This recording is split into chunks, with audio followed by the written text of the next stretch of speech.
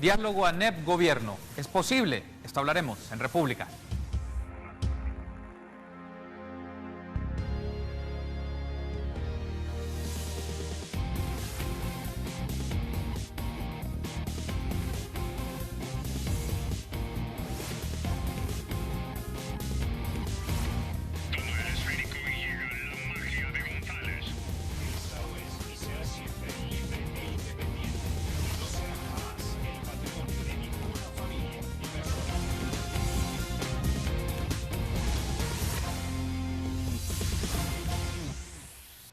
Muy buenos días, qué gusto que nos acompañe en un inicio de semana. Les saluda Carlos Monterrosa, 21 de mayo del 2018.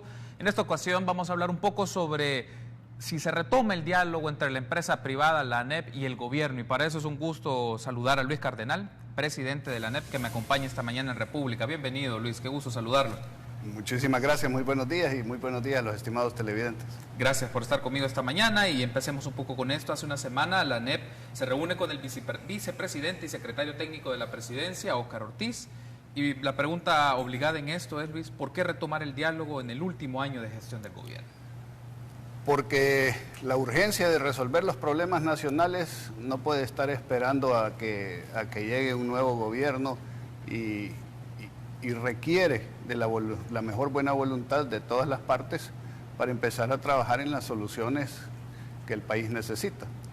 Nosotros estamos convencidos desde el primer día de que los problemas nacionales son problemas complejos y que requieren de la participación de todos los sectores, incluyéndonos a nosotros. Nosotros siempre hemos estado en la mejor disposición de hacer lo que a nosotros nos corresponde. Pero entendemos que solos tampoco no podemos, porque muchos de los problemas, la ejecución de las acciones que se tienen que tomar, las tiene que tomar el gobierno, las tiene que tomar la autoridad. Y por lo tanto, es importante ponerse de acuerdo con el gobierno para hacer lo que se tenga que hacer. Ahí hablamos de problemas de seguridad, de generar las condiciones para el empleo, de la atracción de la inversión, de la seguridad jurídica, de la inversión en infraestructura, de las inversiones a mediano y a largo plazo que van más allá de un periodo de gobierno, sino que trascienden elecciones, como es la educación, como es la salud, como es inversiones de infraestructura a mediano y a largo plazo, que permitan que la sociedad sea sostenible, que las personas tengan mejores oportunidades y que el país progrese. ¿Qué propició este acercamiento entre la ANEP y el gobierno de la República? Bueno, la última vez que se suspendió, no se suspendió de una manera, digamos, exabrupta o con algunos malos sentimientos, sino que sencillamente nosotros le dijimos a la delegación del gobierno, miren, hemos acordado algunas cosas, hemos venido dialogando intensamente acerca de cuál debería de ser el plan de acción, pero no está sucediendo nada. Entonces, reunirnos a dialogar por solo dialogar y platicar no tiene sentido. O sea, ustedes no cumplen porque la delegación del gobierno no puede cumplir, no los dejan cumplir, no tienen la autoridad para cumplir, no tienen la voluntad para cumplir. Definan. Y cuando estén listos, nos avisan y nosotros siempre estamos en la mejor disposición de participar. En esta reunión de la semana pasada estaba también como representantes en este proceso de diálogo, búsqueda de diálogo nuevamente entre las partes, la embajadora de Estados Unidos y también representantes de Fomilenio, lo voy a poner de esta manera. ¿Fue o propició algún tipo de acercamiento o llamado de la embajadora de Estados Unidos para que las partes volvieran a buscar el diálogo? No. Más bien al revés, nosotros teníamos dentro de la agenda, y coincidía esto con un interés o una preocupación del vicepresidente, el hecho de que le saquemos buen provecho a los fondos del milenio. Y no solo a los fondos del milenio per se, sino que los fondos del milenio como un ejemplo de cómo utilizar la cooperación internacional para poder dar ese salto cualitativo, ese salto de rana que nos permita echar el chispazo para que la economía empiece a dinamizarse.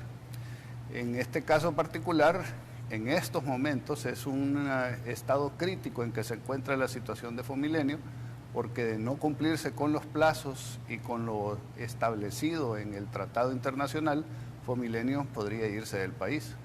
y con eso se perdería no solo la inversión directa que tiene Fomilenio programada para El Salvador, sino que lo que esa inversión directa o esas donaciones producirían, que es más o menos una inversión de 1.550 millones de dólares.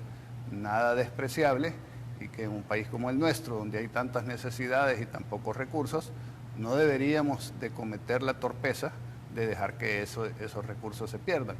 Entonces, así las cosas, pensamos que era también un buen momento meterlo dentro de las discusiones. Fue iniciativa del señor vicepresidente como presidente de Fomilenio de que hiciéramos una presentación del programa en su totalidad y que viéramos de qué manera podíamos insertarnos nosotros a darle un impulso. En este momento estamos así de perder los fondos de Milenio porque no se hace una reforma legal a la ley de carreteras y caminos. Sí.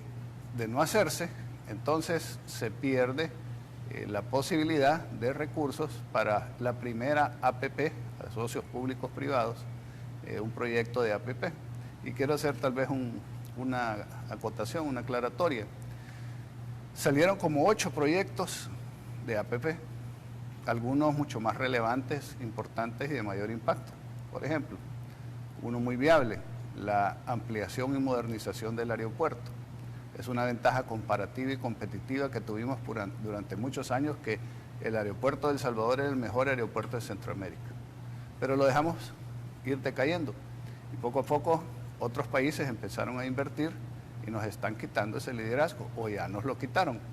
El aeropuerto es rentable, tiene un gran potencial.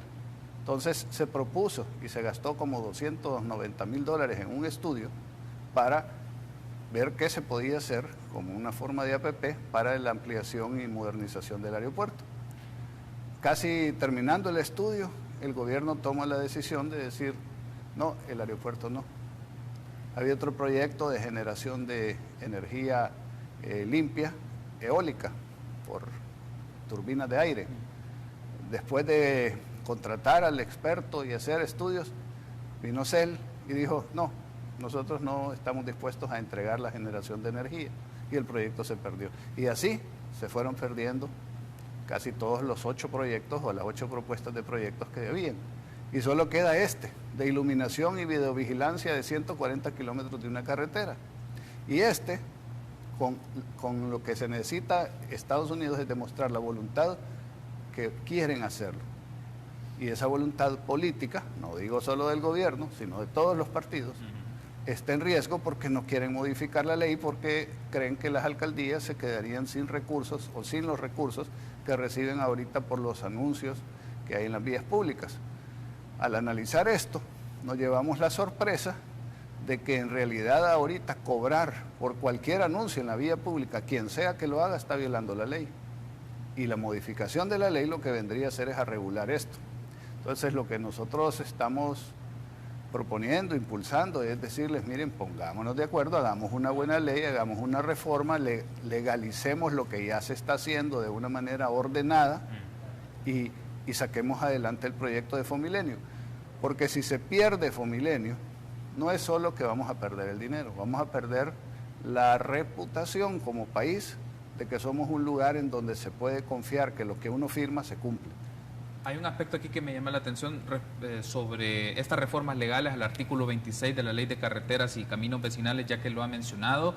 La ANEP ya ha tenido acercamientos con los grupos parlamentarios para hacer cabildeo y promover estas reformas. Desde la perspectiva de la ANEP, ¿qué es lo que lo ha estado dilatando? Y digamos, usted ha mencionado, no es solo un asunto de gobierno, del partido de gobierno, tienen que ver Arena, Gana, PCN y las otras expresiones partidarias. Pues lo que le señalaba, Carlos, es que existe el concepto, la percepción, la idea, en primer lugar, que va a venir una empresa de afuera y se va a quedar con el negocio de los anuncios en las calles o carreteras, lo cual no es cierto, porque en la propuesta de Fomilenio es cualquier empresa. Las que ya están aquí tienen ventaja, tienen mejores posibilidades de prestar ese servicio y de quedarse con ese contrato.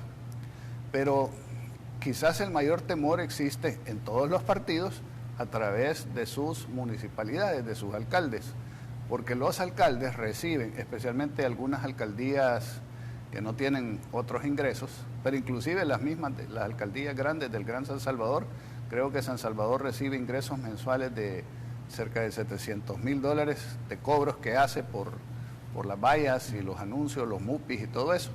Entonces están bajo la impresión, en mi opinión modesta, no soy abogado, equivocada, de que si se pasa esa modificación a la ley, ellos van a perder la posibilidad de cobrar por esos anuncios y por ende van a perder el ingreso. Entonces los partidos políticos a los que pertenecen los alcaldes y muchos diputados que durante la campaña han recibido apoyo, que hemos visto gran cantidad de vallas que les han puesto a los diputados, pues están pensando de que si esto se hace, van a perjudicar a sus alcaldes, van a perjudicar a sus partidos, van a perjudicar a la gente que les ha ayudado durante la campaña. Y ahí es donde digo yo, no hay que tenerle miedo al miedo. Analicemos la situación, veamos qué es lo que se puede hacer para hacerlo bien, donde se superen los miedos y los temores, donde nadie salga perjudicado y todos salgamos beneficiados y llegamos a una buena reforma de ley. Ahora, retomando un poco el tema del diálogo entre el gobierno y la ANEP, ¿cuáles son las prioridades de la empresa privada en función de la agenda de temas? Aquellos temas que pueden pasar del diálogo a la negociación con el gobierno, estamos hablando de un periodo por lo menos de un año, lo que resta de gestión del presidente Salvador Sánchez Serén. Correcto. Y nosotros lo que hemos dicho es que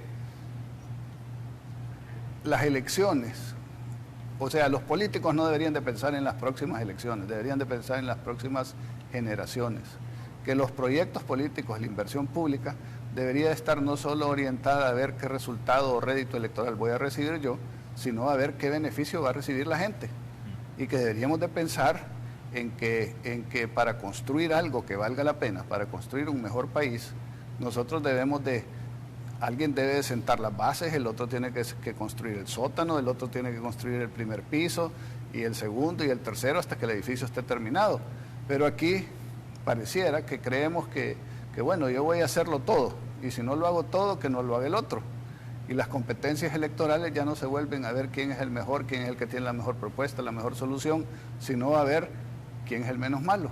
Y cómo le bloqueo y le meto zancadilla y va al siguiente para que el siguiente no haga lo que yo no pude hacer y me haga quedar mal a mí. Y eso, pues, como país no tiene ningún sentido.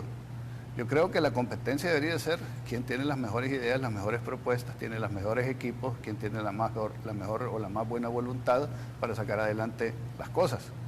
Ahí es donde debería centrarse la competencia. Entonces, en este caso particular, nosotros hacemos propuestas en los campos que a nosotros nos competen, inclusive en algunos que no nos competen, pero en los que nos vemos afectados. Por ejemplo, hicimos una propuesta hace un par de años acerca de la seguridad. Contratamos al exalcalde Giuliani, se hizo todo un estudio, vino un equipo a hacer análisis, se le ha continuado dando seguimiento, se hizo una propuesta.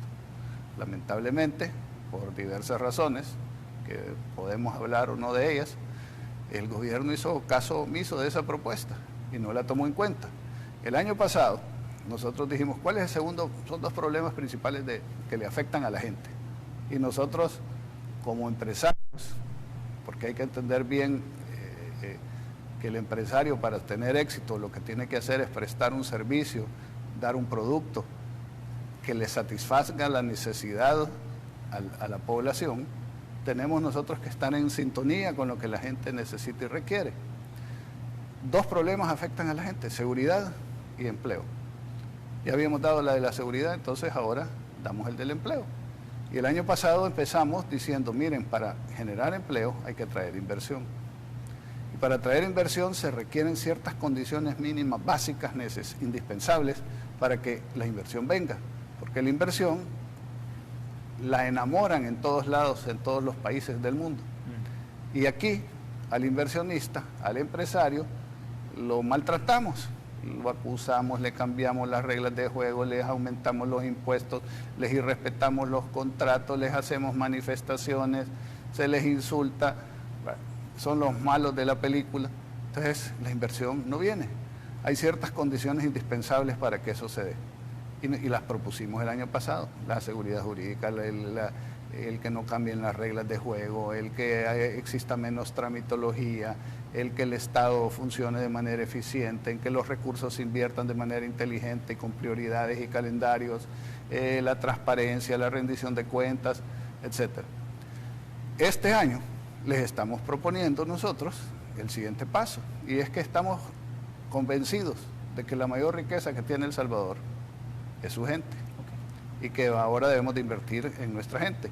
Y en este sentido, este año estamos concentrándonos en la inversión de capital humano en educación, en salud y en infraestructura básica para que tengan la base, las mejores condiciones o calidad de vida para poderse desarrollar. Tengo que hacer una pausa, pero al regresar me gustaría que sigamos hablando sobre este tema, cuáles son las propuestas que el gobierno les ha ofrecido a ustedes, cuáles pueden ser estos puntos de entendimiento y cuáles podrían ser unas prioridades en este diálogo.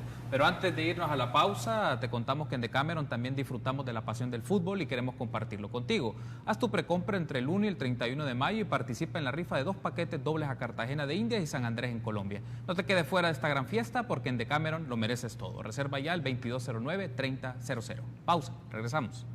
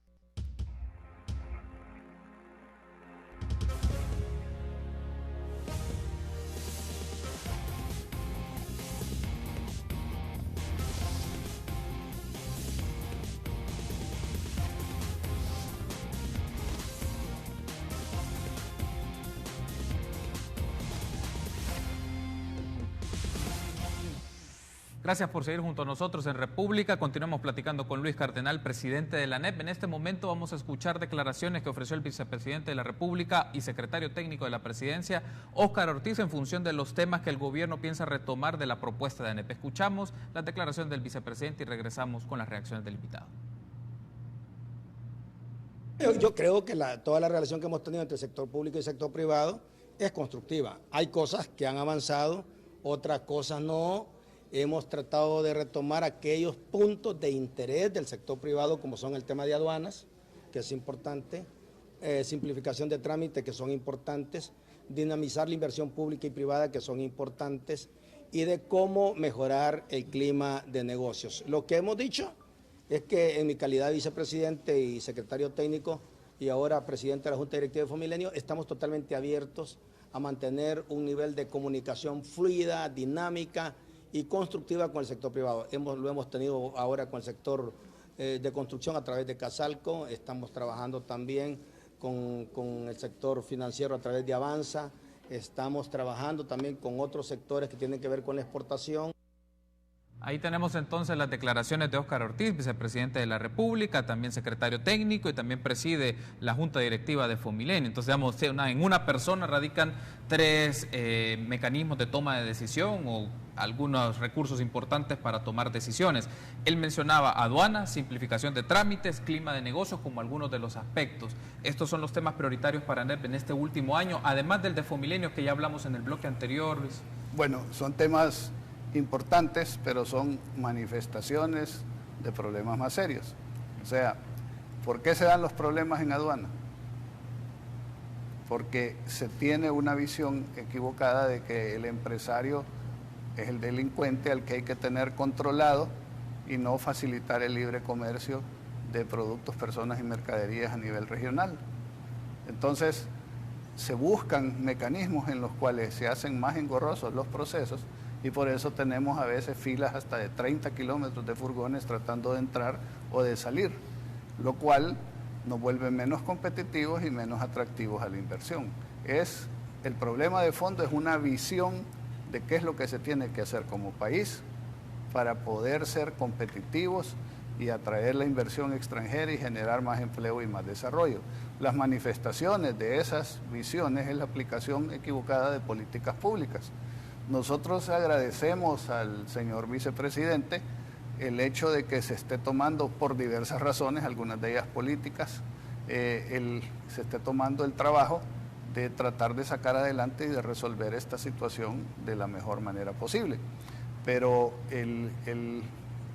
los problemas no son problemas personales o particulares de una empresa, son problemas que afectan al país y por ende causan malos resultados en lo que todos deseamos, que es más y mejores oportunidades para todos los salvadoreños. Hay un aspecto que me llama la atención porque el Fondo Monetario publicó el 17 de mayo un comunicado de prensa en donde, según la visita más reciente de su directorio y la visita que hace con frecuencia al país, mencionó algunos aspectos, solo voy a decir 3 de estos. Respecto al trabajo gubernamental en el tema de las finanzas públicas, mencionó que hay esfuerzos sustanciales para el ajuste fiscal, reducir el déficit, estabilizar la deuda. También celebraron una implementación de un plan de transformación productiva del país y también la subida considerable en la clasificación de Doing Business de 2018, digamos, de la lectura del Fondo Monetario Internacional. El gobierno en alguna forma ha estado cumpliendo algunas de estas medidas. ¿Cómo lee usted esta postura del Fondo Monetario y su postura al respecto sobre estos 3 puntos? Bueno, yo creo que es un buen comienzo y que debemos de continuar en ese camino tratando de resolverlo, ¿verdad? Lo que sí es que no podemos decir que porque se ha hecho ciertos avances y el problema está resuelto, porque estamos bien lejos de resolver el problema. Todavía estamos en una situación fiscal difícil, precaria, todavía faltan muchas medidas importantes que tomar. Los resultados electorales han hecho en algunos casos que se flexibilicen algunas posiciones, pero en otros casos que se vuelva a ver a posiciones o a propuestas populistas como una alternativa para ganar la buena voluntad de los electores. Y eso sería un error, ¿verdad?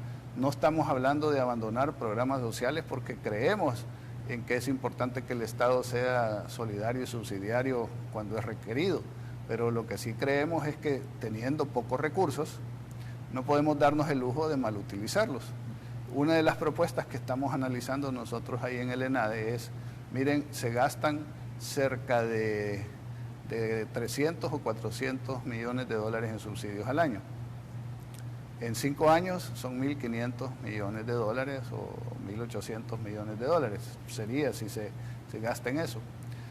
Supuestamente, para darle energía eléctrica y agua potable a todos los ciudadanos en sus casas, podría costar cerca de 700 millones de dólares. ¿No sería más inteligente tratar de en un país pequeño llevarle energía eléctrica a todos, a sus casas, llevarles agua potable, llevarles manejo de desechos sólidos a los más pobres de los pobres, que son esos, antes de dar subsidios que a veces no están bien focalizados, que no hacen mucha diferencia, a gente que si bien puede necesitar apoyo, pero que no está en la situación tan precaria como están los que no tienen ni agua ni electricidad? Entonces son decisiones que se tienen que tomar. Se habla de la inversión que se requiere en las escuelas. Un país tan pequeño, por ejemplo, me sorprendió a mí saber de que para darle internet gratis a todo el país, que pudiéramos darles internet, estamos hablando de las escuelas, pero aquí estamos hablando de todo el país, costaría 400 millones de dólares. o sea, lo que se gasta en subsidios, podríamos dar un salto tecnológico ofreciendo ser el país, bueno, quizás no el primer país, porque hay lugares como Singapur donde esto ya existe, en donde todas las escuelas puedan tener internet. ¿De qué sirve aquí que se les ofrezca una computadora a cada niño y cada niña, que no se cumple, en una escuela donde no hay techos, no hay pupitres, no hay agua potable, no hay electricidad y mucho menos hay internet? Entonces uno tiene que ir priorizando las inversiones, las políticas públicas, para ir construyendo ese edificio del que hablaba al comienzo del programa. Hay una mención que el Fondo Monetario viene reiterando en sus diferentes informes y sus comunicados, es que en el caso de El Salvador se pueden hacer ciertos tipos de reformas que a criterios de ellos consideran estructurales. Que les consulto sobre esto si ANEP coincide con estas ideas. Una de ellas es, tienen margen para elevar impuestos. Y hablan, por ejemplo, del IVA, que se puede considerar aumento del IVA, pero también considerar el impuesto predial y también en algunos aspectos particulares el impuesto al patrimonio. Y sobre el tema del gasto menciona de que evitar recortes generalizados, pero sí priorizar y focalizar ciertos tipos de intervenciones de gobierno. ¿Cómo ve tanto el tema del ingreso como el tema del gasto? Buena pregunta, Carlos. Mire, entendamos una cosa. El Fondo Monetario es una institución técnica. Es un banco, es una institución financiera que no tiene corazón. Ellos ven números fríos y duros y muchas veces se olvidan de ciertas consideraciones humanas que afectan a una población o a una sociedad. Ellos van viendo, bueno, tienen que pagar, tienen que ver qué es lo que hacen. Posibilidades de más impuestos, si hay, nosotros lo hemos dicho, ampliemos la base tributaria. Hemos hablado de que de la actividad económica nacional, 72%, y esto ha sido creciente, 72% es el sector informal y 28% es formal. El 28% formal es el que sostiene al Estado, es el que paga los impuestos.